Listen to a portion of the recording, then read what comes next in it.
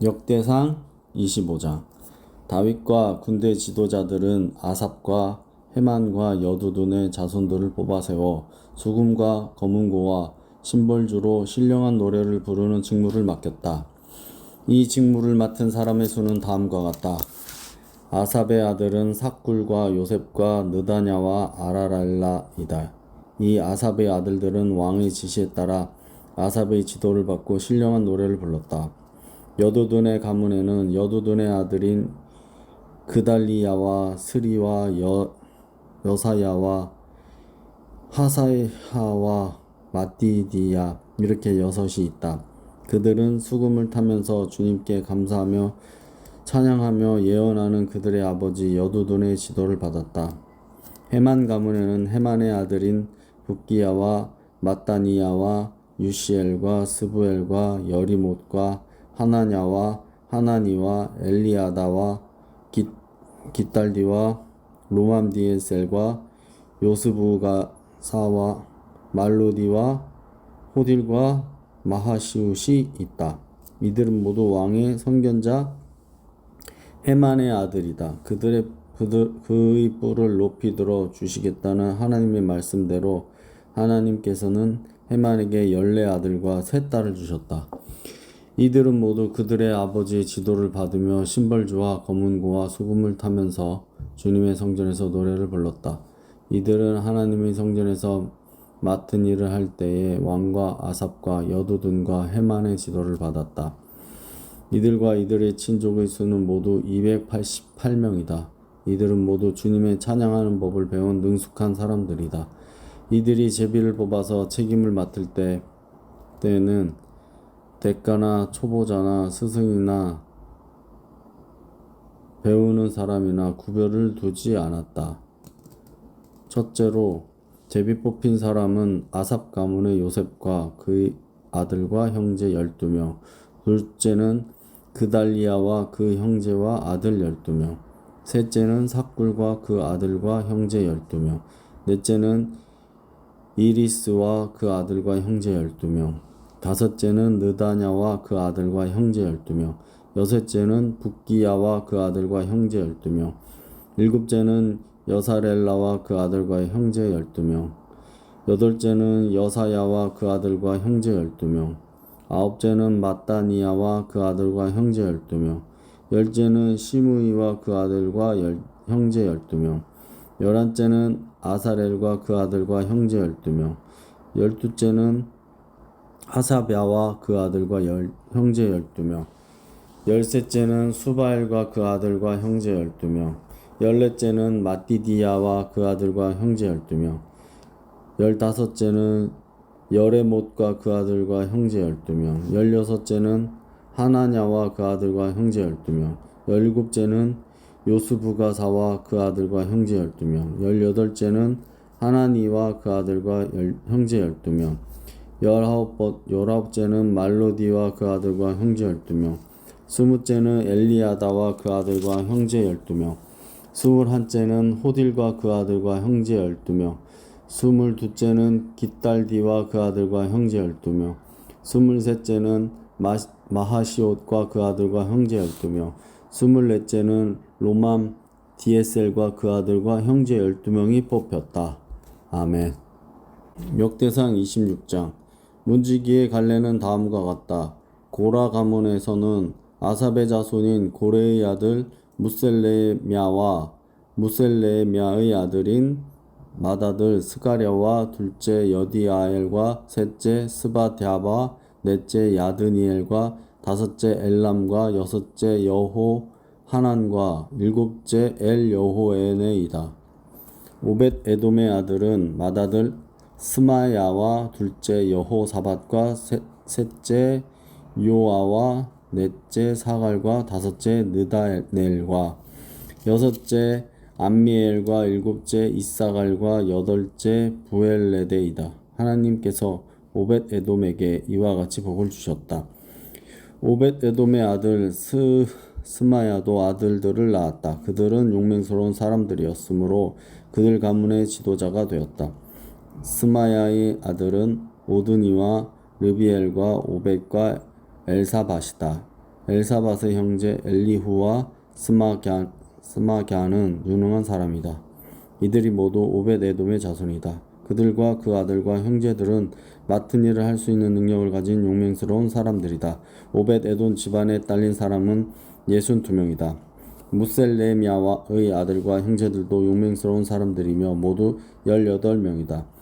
무라리의 자손인 호사의 아들 이 가운데서는 스무리가 족장이다. 스무리는 맏아들은 아니었으나 그의 아버지가 그를 우두머리로 삼았다. 둘째는 힐기야이고 셋째는 드발리야이고 넷째는 스가랴이다. 호사의 아들과 형제는 모두 13명이다.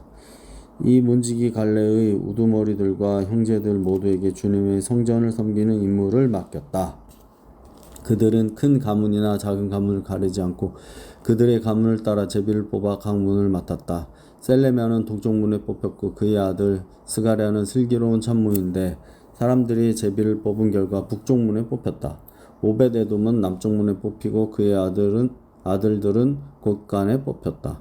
술빔과 호사는 서쪽문과 올라가는 길 가에 있는 살레겟 문의 문지기로 뽑혀 두 문을 다 지켰다. 이렇게 하여 레위 사람이 동쪽문에 6사람, 북쪽문에 매일 4사람, 남쪽문에 매일 4사람, 곳간에는 각각 2사람씩, 서쪽문의 회랑에 4사람, 길가의 회랑에 2사람이 배치되었다. 이들은 고라 자손과 무라리 자손의 문지기 갈레이다.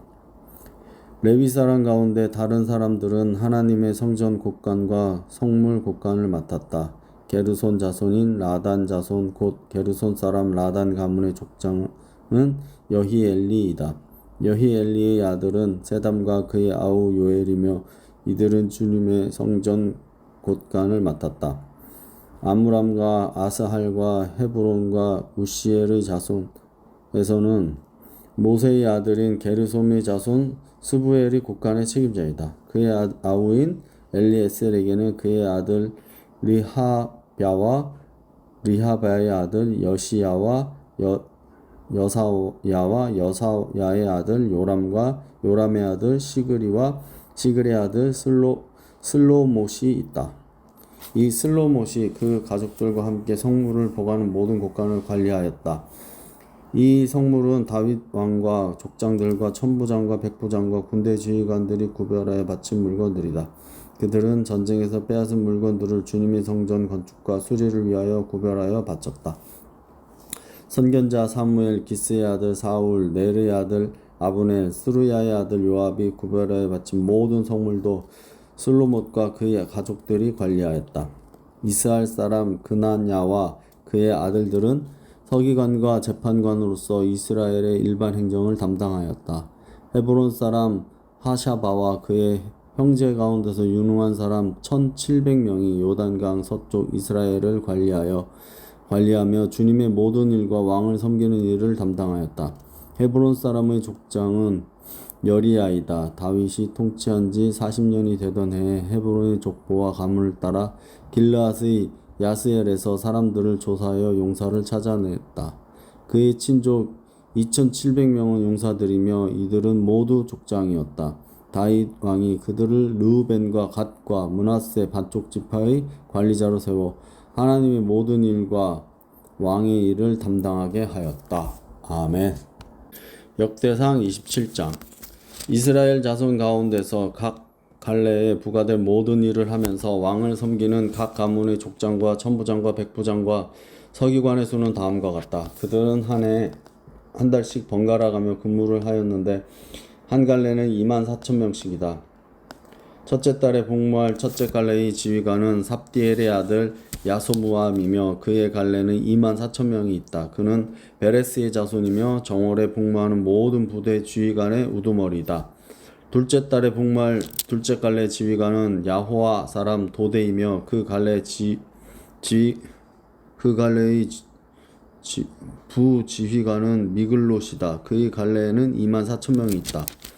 셋째 달에 복무할 셋째 갈래의 지휘관은 여호야다의 아들 분하야이다. 그의 갈래에는 24,000명이 있다. 바로 이 분하야가 30명의 용사 가운데 하나로서 30명을 지휘하였다. 그의 아들 암미사밧은 그 갈래의 부지휘관이다. 넷째 달에 복무할 넷째 갈래의 지휘관은 요압의 동생 아사헬이다. 그의 아들 스바랴가 부지휘관이다. 그의 갈래에는 24,000명이 있다. 다섯째 달에 복무할 다섯째 갈래의 지휘관은 이스라 사람 삼훗이다. 그 갈래에는 24,000명이 있다. 여섯째 달에 복무할 여섯째 갈래의 지휘관은 드고아 사람 이게스의 아들 이라이이다. 그의 갈래에는 24,000명이 있다. 일곱째 달에 복무할 일곱째 갈래의 지휘관은 에브라임 자손인 발론 사람 헤레스이다. 그의 갈래에는 24,000명이 있다. 여덟째 달에 복무할 여덟째 갈래의 지휘관은 세라 족속에 속한 후사 사람 십부게이다. 그의 갈래에는 24,000명이 있다. 아홉째 달에 복무할 아홉째 갈래의 지휘관은 베냐민 지파의 아나도 사람 아비에셀이다. 그의 갈래에는 24,000명이 있다. 열째 달에 복무할 열째 갈래의 지휘관은 세라 족속에 속한 느도바 사람 마하레이다. 그의 갈래에는 24,000명이 있다. 열한째 달에 복무할 열한째 갈래의 지휘관은 에브라임 자손인 비나돈 사람 분하야이다. 그의 갈래에는 24,000명이 있다. 열두째 달에 복무할 열두째 갈래의 지휘관은 온니엘 자손인 느도바 사람 헬데이다. 그의 갈래에는 24,000명이 있다. 이스라엘 각 지파의 영도자들은 다음과 같다. 르우벤 지파의 영도자는 시그리의 아들 엘리에셀이고 시므온 지파의 영도자는 마아가의 아들 스바다이다. 레위 지파의 영도자는 그무엘의 아들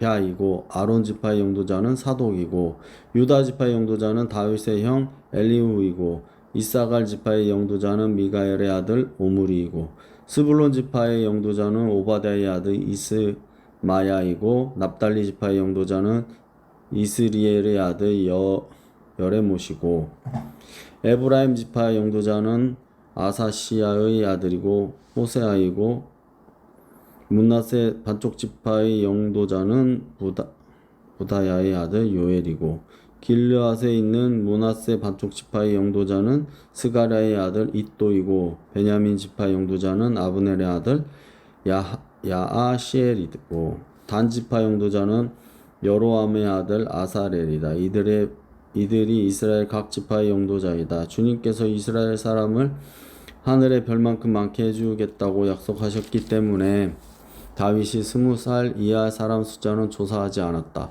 수르야의 아들 요압이 인구 조사를 시작하였으나 이 일 때문에 주님께서 이스라엘에게 진노하셨으므로 끝마치지 못하였다.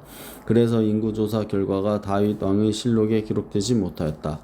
아디엘의 아들 아스마웻은 왕의 곳간을 맡고 우시아의 아들 요나단은 들녘과 성읍 마을과 요새에 있는 곳간을 맡았다. 글룹의 아들 에스리는 밭에서 일하는 농민을 관리하였다. 라마 사람 시므이는 포도원을 관리하고 스밤 사람 삽디는 포도원에서 포도주 곳간을 관리하였다. 게델 사람 발 하나는 평양의 올리브 나무와 뽕나무를 관리하고 요아스는 기름 곳간을 관리하였다. 샤론 사람 스드레는 샤론에서 기르는 숫대를 관리하고 레의 아들 사밧은 골짜기에 있는 솥대를 관리하였다. 이스마엘 사람 오빌은 낙타를 관리하고 메로노 사람 예드야는 나귀를 관리하고 하갈 사람 야시스는 양떼를 관리하였다. 이들이 다윗 왕의 재산을 관리하는 사람들이다. 다윗의 삼촌 요나단은 고문이며 서기관이다. 그는 사리에 밝은 사람이다. 항모니의 아들 여히엘은 왕자들을 돌보았다. 아히도엘은 왕의 고문이고 아렉 사람 후세는 왕의 친구가 되었다. 부나야의 아들 여호야다와 아비아달은 아히도벨의 후임자가 되고 요압은 왕의 군대 총사령관이 되었다. 아멘. 로마서 3장. 그러면 유대 사람의 특권은 무엇이며 할례의 이로움은 무엇입니까?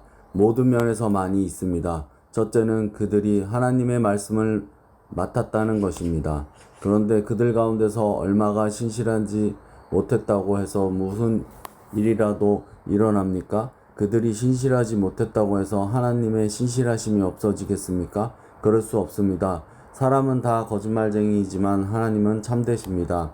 성경에 기록한 바 주님께서는 말씀하실 때에 의로우시다 인정을 받으시고 재판을 받으실 때에 주님께서 이기시려는 것입니다. 한 것과 같습니다.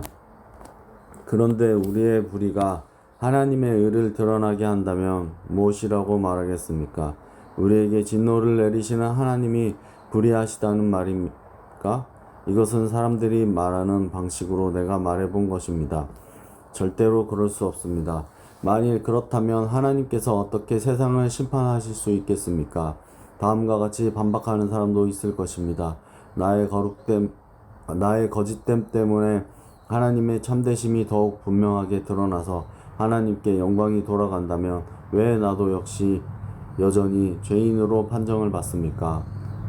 더욱이 좋은 일이 생기게 하기 위하여 악한 일을 하자 하고 말할 수 있겠습니까? 사실 어떤 사람들은 우리가 그런 말을 한다고 비방합니다. 그런 사람들은 심판을 받아야 마땅합니다.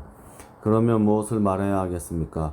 우리 유대 사람이 이방 사람보다 낫습니까? 전혀 그렇지 않습니다. 유대 사람이나 그리스 사람이나 다 같이 죄 아래 있음을 우리가 이미 지적하였습니다. 성경에 이렇게 기록되어 있습니다. 의인은 없다. 한 사람도 없다. 깨닫는 사람도 없고 하나님을 찾는 사람도 없다. 모두가 곁길로 빠져서 쓸모가 없게 되었다. 선한 일을 하는 사람은 없다. 한 사람도 없다. 그들의 목구멍은 열린 무덤이다. 혀는 사람을 속인다. 입술에는 독사의 독이 있다. 입에는 저주와 독설이 가득 찼다.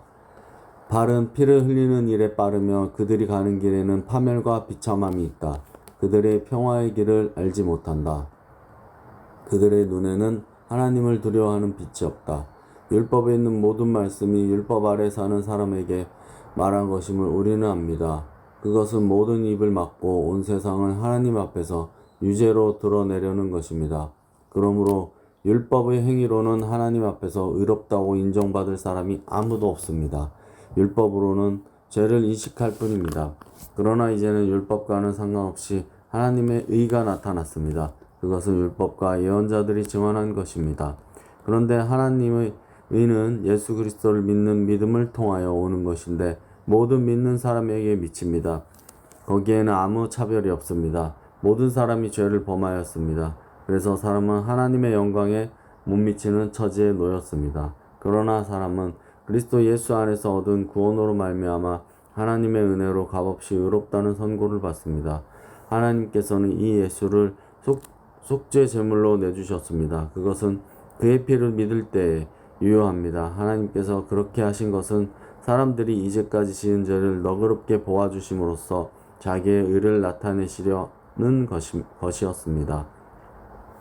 하나님께서 오래 참으시다가 지금 이때에 자기의 의로우심을 나타내신 것은 하나님은 의로우신 분이라는 것과 예수를 믿는 사람은 누구나 의롭다고 하신다는 것을 보여주시려는 것입니다.